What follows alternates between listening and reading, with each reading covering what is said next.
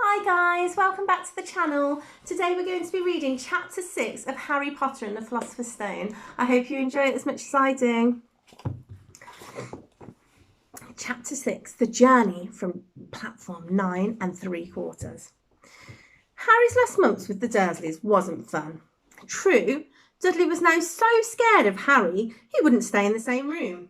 While Aunt Petunia and Uncle Vernon didn't shut Harry in his cupboard, force him to do anything or shout at him. In fact, they didn't speak to him at all.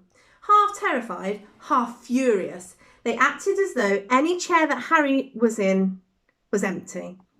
Although this was an improvement in many ways, it did become a bit depressing after a while. Harry kept to his room with his new owl for company. He had decided to call her Hedwig, a name he found in a history of magic. His school books were very interesting. He lay on his bed reading late into the night, Hedwig swooping in and out of the window as she pleased. It was lucky that Aunt Petunia didn't come in to hoover anymore, because Hedwig kept bringing back dead mice. Every night before he went to sleep, Harry ticked off another day on another piece of paper he had pinned on the wall, counting down the days to September the 1st.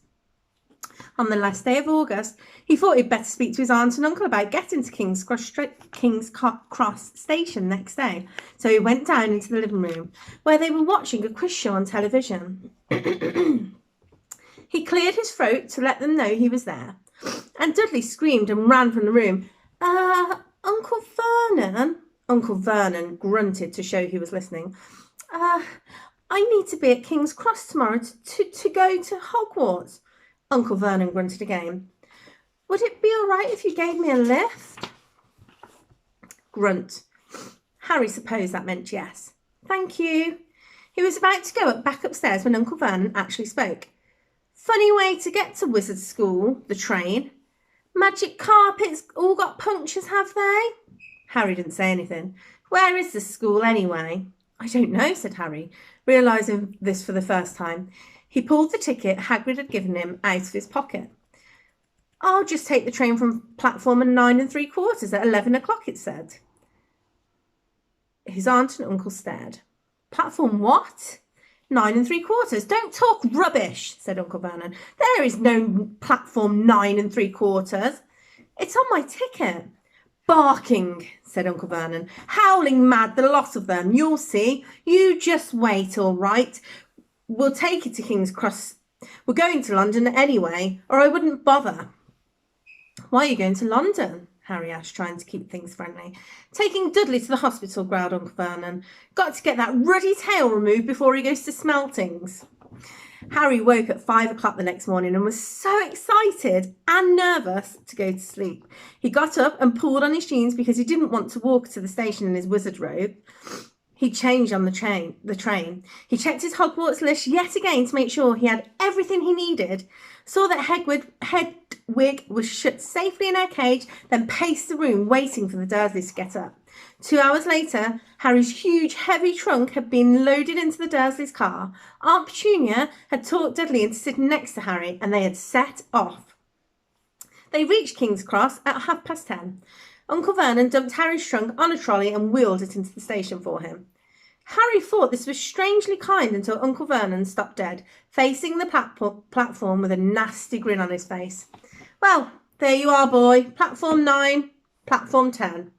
Your platform should be somewhere in the middle, but they don't seem to have built it yet, do they? He was quite right, of course. There was a big plastic number 9 over one platform and a big plastic number 10 over the other one next to it. And in the middle, nothing at all. Have a good turn, said Uncle Vernon, with an even nastier smile. He left without another word. Harry turned and saw the Dursleys drive away. All three of them were laughing. Harry's mouth went rather dry. What on earth was he going to do? He was starting to attract a lot of funny looks because of Hedwig. He'd have to ask someone. He stopped a passing guard, but didn't dare mention platform 9 3/4. The guard had never heard of Hogwarts, and when Harry couldn't even tell him what part of the country it was in, he started to get annoyed, as though Harry was being stupid on purpose. Getting desperate, Harry asked for the train that left at 11 o'clock, but the guard said there wasn't one. In the end, the guard strode away, muttering about time wasters. Harry was now trying hard not to panic. According to the large clock over the arrivals board, he had 10 minutes left to get on the train to Hogwarts, and he had no idea how to do it. He was stranded in the middle of the station with a trunk he could hardly lift, a pocket full of wizard money, and a large owl. Hagrid must have forgotten to tell him something you had to do, like tapping the third brick on the left to get into Diagon Alley. He wondered if he should get out his wand and start tapping the ticket box between platforms 9 and 10. At that moment, a group of people passed just behind him, and he caught a few words of what they were saying. "Packed with muggles, of course." Harry swung round. The speaker was a plump woman who was talking to 4 boys, all with flaming red hair. Each of them was pushing a trunk like Harry's in front of him, and they had an owl. Heart hammering, Harry pushed his trolley after them. They stopped, and so did he, just near enough to hear what they were saying. "Now, what's the platform number?" said the boy's mother. 9 3/4, piped a small girl, also red-headed, who was holding her hand. "Mom, can't I go?" "You're not old enough, Ginny. Now be quiet."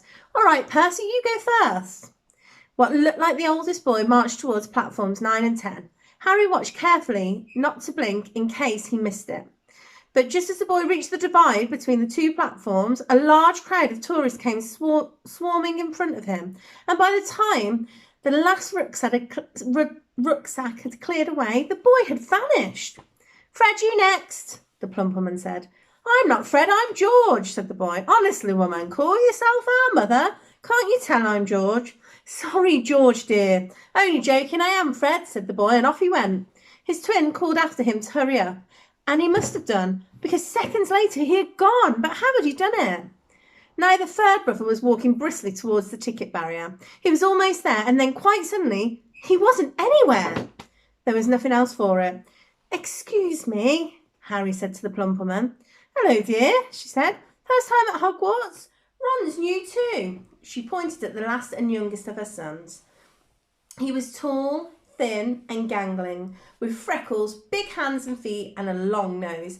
"Yes," said Harry. The thing is, I don't know how to." "How to get on the platform," she said kindly, and Harry nodded. "Not to worry," she said. "All you have to do is walk straight at the barrier between platforms 9 and 10. Don't stop, and don't be scared you'll crash into it. That's very important. Best do it at a bit of a run if you're nervous. Go on, go now before Ron." Okay," said Harry. He pushed his trolley round and stared at the barrier. It looked very solid. He started to walk towards it. People jostled him on their way to platforms 9 and 10. Harry walked more quickly. He was going to smash right into that ticket box, and then he'd be in trouble. Leaning forward on his trolley, he broke into a heavy run. The barrier was coming nearer and nearer. He wouldn't be able to stop. The trolley was out of control. He was a foot away. He closed his eyes, ready for the crash. It didn't come. He kept on running. He opened his eyes. A scarlet steam train was waiting next to the platform, packed with people. A sign overhead said Hogwarts Express, 11 o'clock. Harry looked behind him and saw a wrought iron archway where the ticket box had been, with the words platform 9 3/4 on it. He had done it! Smoke from the engine drifted over the heads of the chattering crowd, while cats of every colour wound here and there between their legs. Owls hooted to each other in their disgruntled sort of way over the babble and the scraping of heavy trunks. The first few carriages were already packed with students, some hanging out of the window to talk to their families, some fighting over seats. Harry pushed his trolley off down the platform in search of an empty seat. He passed a round-faced boy who was saying, "Gran, I've lost my toad again." "Oh, Neville," he heard the old woman sigh. A boy with dreadlocks was surrounded by a small crowd. "Give us a look, Lee, go on." The boy lifted the lid off his box in his arms, and people around him shrieked and yelled as something inside poked out a long and hairy leg. Harry pressed on through the crowd until he found an empty compartment near the end of the train. He put Hedwig inside first and then started to shove and heave his trunk towards the train door. He tried to lift it up the steps, but he could hardly raise one end, and twice he dropped it painfully on his foot. "Want a hand?" It was one of the red-haired twins who'd followed through the ticket box. Yes, please, Harry panted. Oi, Fred, come here and help. With the twins' help, Harry's trunk was at last tucked away in the corner of a compartment. Thanks, said Harry, pushing his sweaty hair out of his eyes. What's that? Said one of the twins suddenly, pointing at Harry's lightning scar. Blimey, said the other twin. Are you? He is, said the first twin. Aren't you? He added to Harry. What? Said Harry. Harry Potter, chorused the twins. Oh, him, said Harry. I mean, yes, I am. The two boys gawped at him, and Harry found himself going red. Then, to his relief, a voice came floating through the train's door. Fred, George, you there? Come in, Mum. With a last look at Harry, the twins hopped off the train. Harry sat down next to the window where, half hidden, he could watch the red-haired family on the platform and hear what they were saying. Their mother had just taken out her handkerchief. Ron, you've got something on your nose. The youngest boy tried to jerk out of the way, but she grabbed him and began rubbing the end of his nose. Mom, get off! He wriggled free. Has Ickle Ronnie got something on his nosy? Said one of the twins. Shut up, said Ron. Where's Percy? Said their mother. He's coming now. The oldest boy came striding into sight. He had already changed into his billowing black Hogwarts robes, and Harry noticed a shiny silver badge on his chest with the letter P on it. Can't stay long, Mother, he said. I'm at front. The prefects have got 2 compartments to themselves.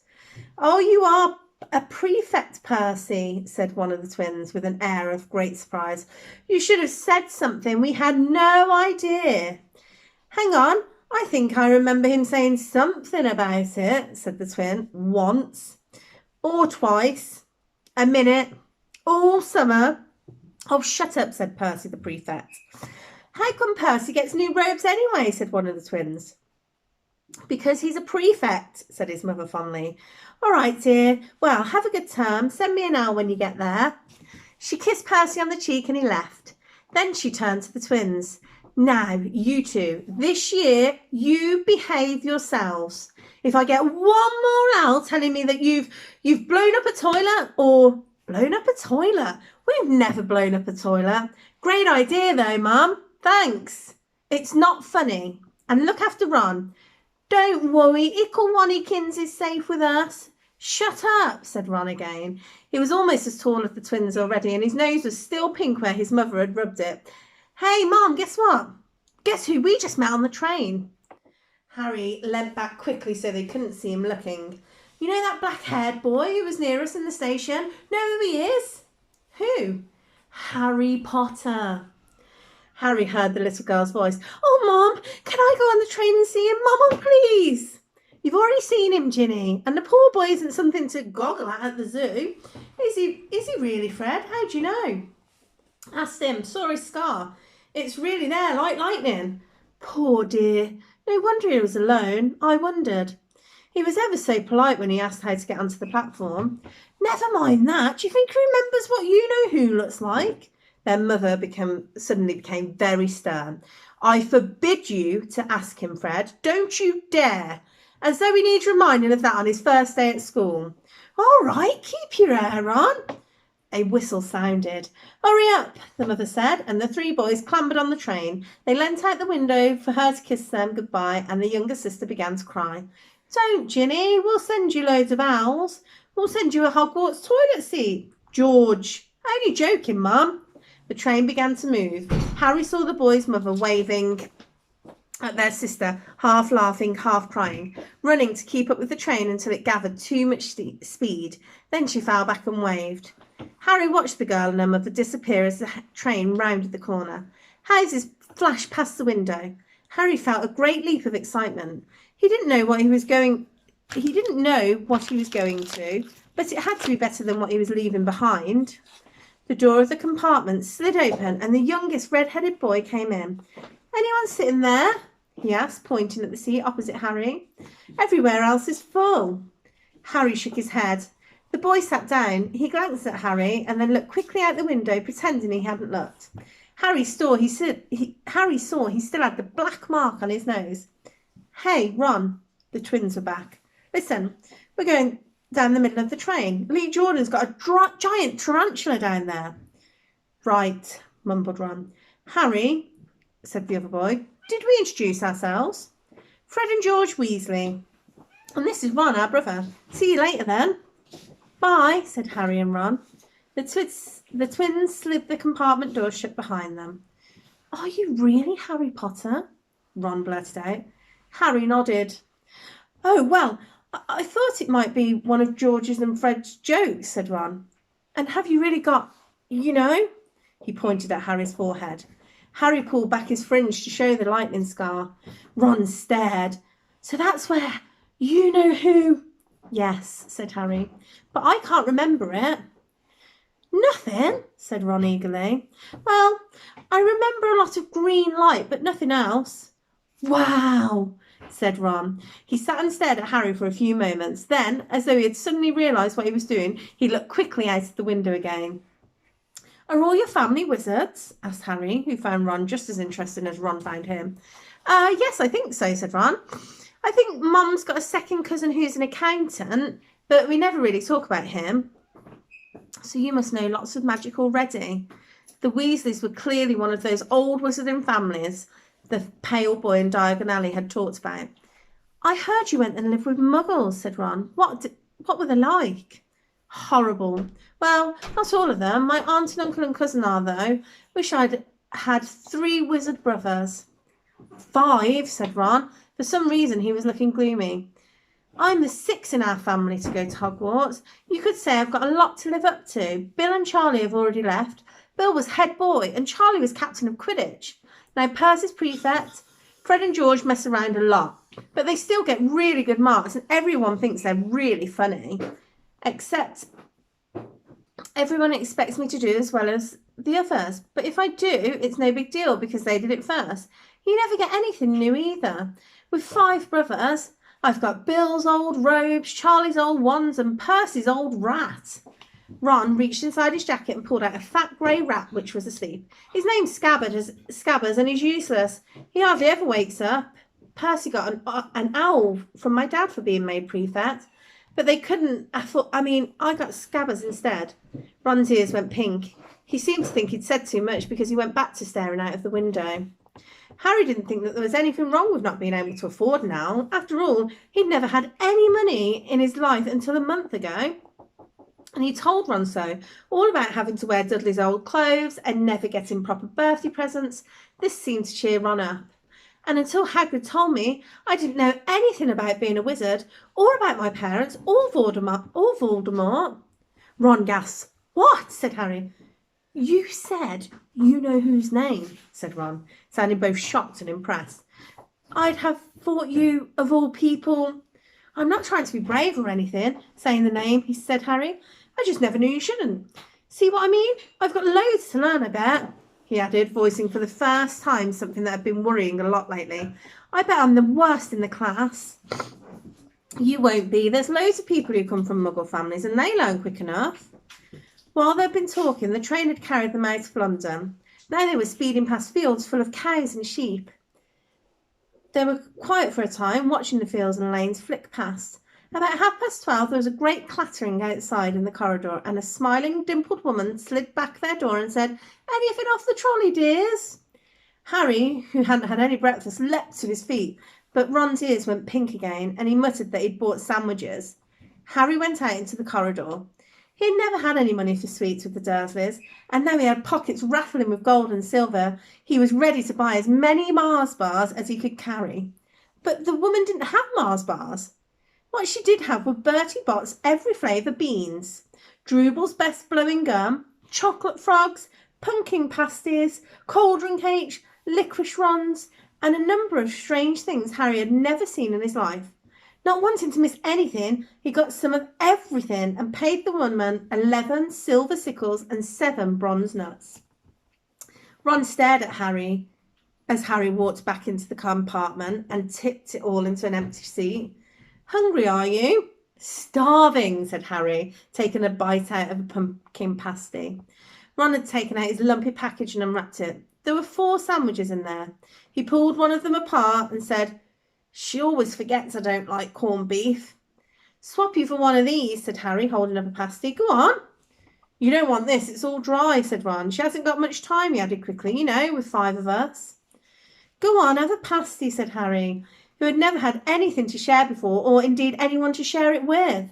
It was a nice feeling sitting there with Ron, eating their way through all of Harry's pasties and cakes. The sandwiches lay forgotten. What are these? Harry asked Ron, holding up a pack of chocolate frogs. They're not really frogs, are they? He was starting to feel nothing would surprise him. No, said Ron, but see what the card is. I'm missing Agrippa. What? Oh, of course you wouldn't know. Chocolate frogs have cards inside them, you know, to collect. Famous witches and wizards. I've got 500 and I haven't got Agrippa or Ptolemy. Hard word. Harry unwrapped the chocolate frog and picked up the card. It showed a man's face. He wore half-moon glasses, had a long crooked nose and flowing silver hair, beard and moustache. Underneath the picture was a name, Albus Dumbledore. So this is Dumbledore, said Harry. Don't tell me you never heard of Dumbledore, said Ron. Can I have a frog? I might get Agrippa, thanks. Harry turned over his card and read, Albus Dumbledore, currently headmaster of Hogwarts. Considered by many the greatest wizard of modern times, Professor Dumbledore is particularly famous for his defeat of the Dark Wizard Grindelwald in 1945, for the discovery of the 12 uses of dragon blood, and his work on alchemy with his partner Nicholas Flamel. Professor Dumbledore enjoys chamber music and 10-pin bowling. Harry turned the card back over and saw, to his astonishment, that Dumbledore's face had disappeared. He's gone. Well, you can't expect him to hang around all day, said Ron. He'll be back. No, I've got a Morgana again, and I've got about 6 of her. Do you want it? You can start collecting. Ron's eyes strayed to the pile of chocolate frogs waiting to be unwrapped. Help yourself, said Harry. But in, the Muggle world, people just stay put in photos. Do they? Well, they don't move at all. Ron sounded amazed. Weird. Harry stared as Dumbledore slided back into the picture on his card and gave a small smile. Ron was more interested in eating the frogs than looking at the famous witches or wizards cards, but Harry couldn't keep his eyes off them. Soon he had not only got Dumbledore and Morgana, but a Hengist of Woodcroft, Alberic Grunion, Sir Curse Parcelus, and Merlin. He finally tore his eyes away from the Druidess Cleondana, who was scratching her nose to open a bag of Bertie Bott's every flavoured beans. If I've read those wrong, please comment in the section below. You want to be careful with those, Ron warned Harry. When they say every flavour, they mean every flavour. You get all ordinary ones like chocolate, peppermint and marmalade, but then you get spinach and liver and tripe. George reckons he had a bogey flavoured one once. Ron picked up a green bean, looked at it carefully and bit into a corner. Ugh, see, sprouts! They had a good time eating the every flavour beans. Harry got toast, coconut, baked beans, strawberry, curry, grass, coffee, sardine, and was even brave enough to nibble the end of a funny grey one Ron wouldn't touch, which turned out to be pepper. The countryside, now flying past the window, was becoming wilder. The neat fields had gone. Now they were woods, twisting rivers and dark green hills. There was a knock on the door of the compartment, and a round-faced boy Harry had passed on platform 9 3/4 came in. He looked tearful. Sorry, he said, but have you seen a toad at all? When they shook their heads, he wailed, I've lost him. He keeps getting away from me. He'll turn up, said Harry. Yes, said the boy miserably. Well, if you see him. He left. Don't know why he's so bothered, said Ron. If I bought a toad, I'd lose it as quick as I could. Mind you, I bought Scabbers, so I can't talk. The rat was still snoozing on Ron's lap. He might have died and you wouldn't know the difference, said Ron in disgust. I tried to turn him yellow yesterday to make him more interesting, but the spell didn't work. I'll show you, look. He rummaged around in his trunk and pulled out a very battered-looking wand. It was chipped in places and something white was glistening in the end. Unicorn's hair nearly poking out. Anyway, he had just raised his wand when the compartment door slid open again. The toadless boy was back, but this time he had a girl with him. She was already wearing her Hogwarts robes. Has anyone seen a toad? Neville's lost one, she said, and had a bossy sort of voice, lots of bushy brown hair and rather large front teeth. We've already told him we haven't seen it, said Ron, but the girl wasn't listening. She was looking at the wand in his hand. Oh, Are you doing magic? Let's see it then. She sat down. Ron looked taken aback. All right. He cleared his throat. Sunshine, daisies, butter, mellow. Turn this stupid fat rat yellow. He waved his wand, but nothing happened. Scabbers stayed grey and fast asleep. Are you sure that's a real spell? Said the girl. Well, it's not very good, is it? I've tried a few simple spells, just for practice, and it's all worked for me. Nobody in my family's magic at all. It was ever such a surprise when I got my letter, but I was ever so pleased. Of course, I mean, it's the very best school of witchcraft there is. I've heard. I've learnt all our set books off by heart, of course. I just hope it will be enough. I am Hermione Granger, by the way. Who are you? She said it all very fast. Ron looked at Harry and was relieved to see by his stun face that he hadn't learnt the set books off by heart either. I'm Ron Weasley, Ron muttered. Harry Potter, said Harry. Are you really? Said Hermione. I know all about you, of course. I've got a few extra books for background reading, and you're in modern magical history and the rise and fall of the dark arts and great wizarding events of the 20th century. Am I? Said Harry, feeling dazed. Goodness, didn't you know? I'd have found out everything I could if it was me, said Hermione. Do either of you know what house you'll be in? I've been asking around and I hope I'm in Gryffindor. It sounds by far the best. I hear Dumbledore himself was one. But I suppose Ravenclaw wouldn't be bad too. Anyway, we'd better go and look for Neville's toad. You two had better change, you know. I expect we'll be there soon. And she left, taking the toadless boy with her. Whatever house I'm in, I hope she's not in it, said Ron. He threw his wand back into his trunk. Stupid spell. George gave it to me. Bet he knew it was a dud.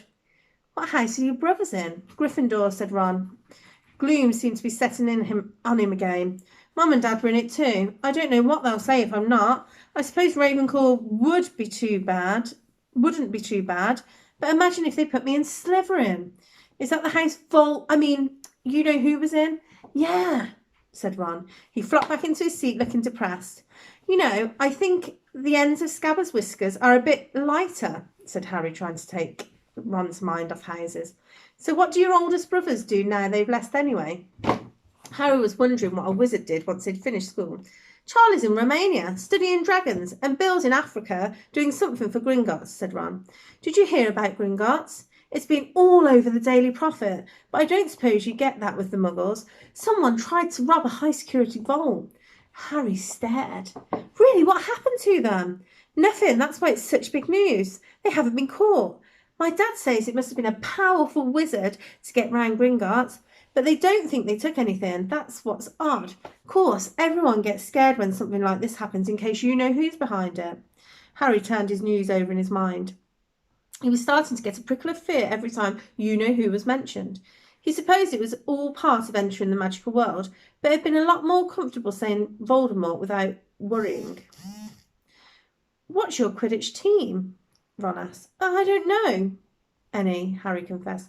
What? Ron looked dumbfounded. Oh, you wait, it's the best game in the world. And he was half explaining all about the four balls and the positions of 7 players, describing famous games he'd been to with his brothers and the broomstick he'd like to get if he had the money. He was just taking Harry through the finer points of the game when the compartment doors slid open again. And it wasn't Neville, the traderless boy, or Hermione Granger this time. 3 boys entered and Harry recognised the middle one at once. It was the pale boy from Madame Malkin's rose shop. He was looking at Harry with a lot more interest than he'd shown back in Diagon Alley. Is it true? He said. They're saying down the train that Harry Potter's in this compartment. So it's you, is it?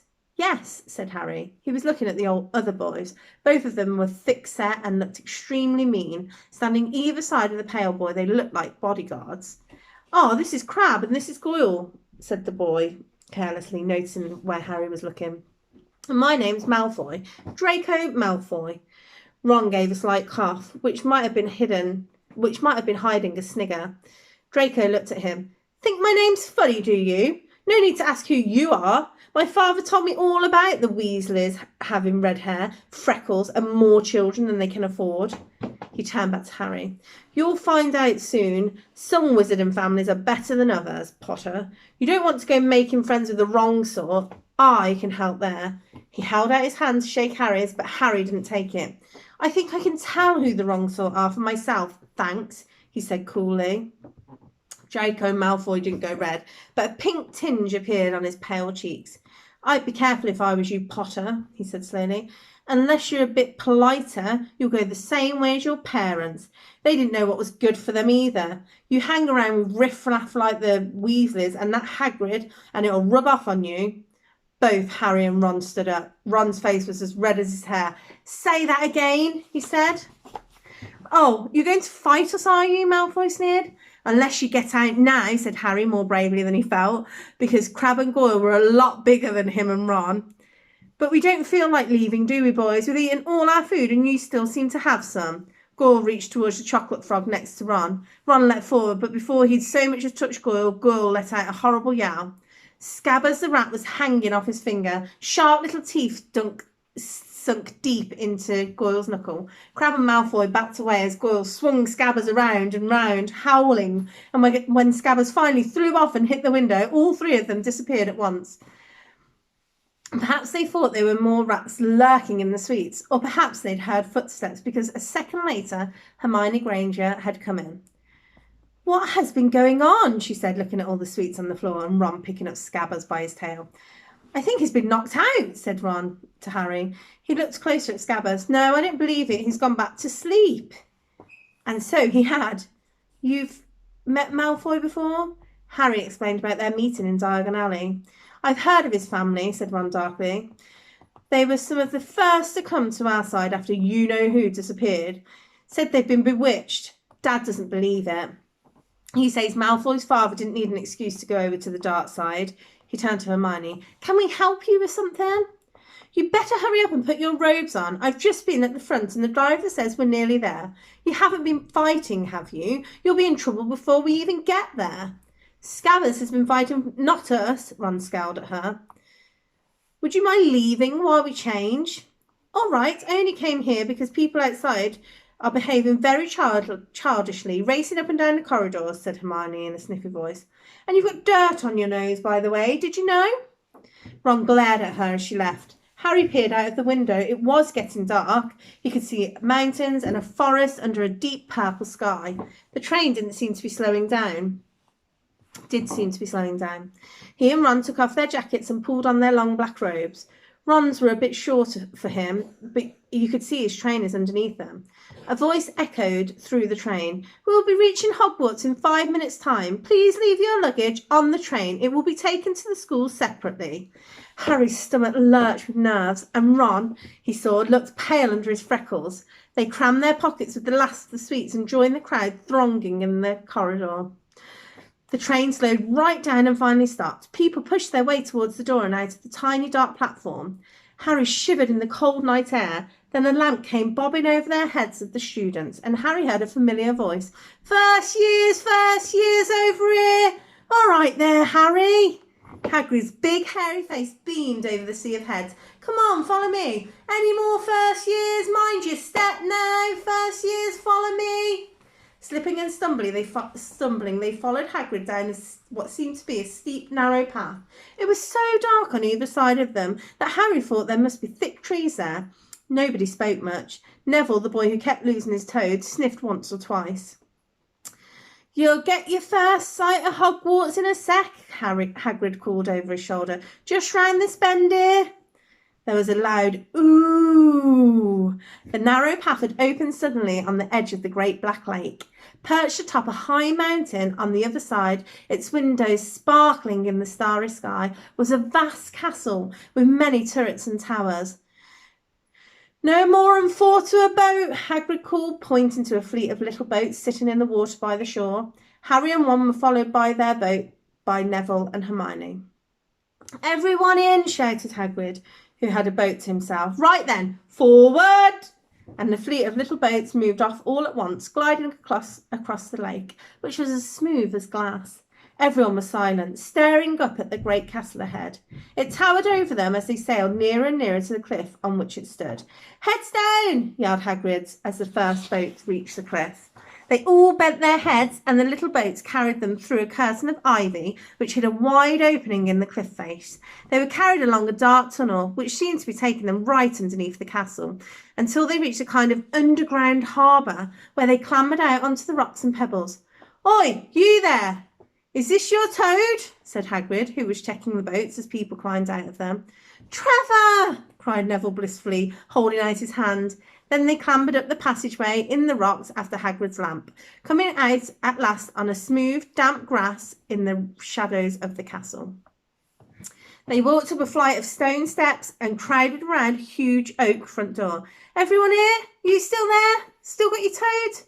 Hagrid raised a gigantic fist and knocked 3 times on the castle door. Thank you so much for joining me for that chapter. I hope you enjoyed it. There were some really tricky words in there with different ways of pronouncing them. So if I've done them wrong, please let me know. Thank you very much. Bye.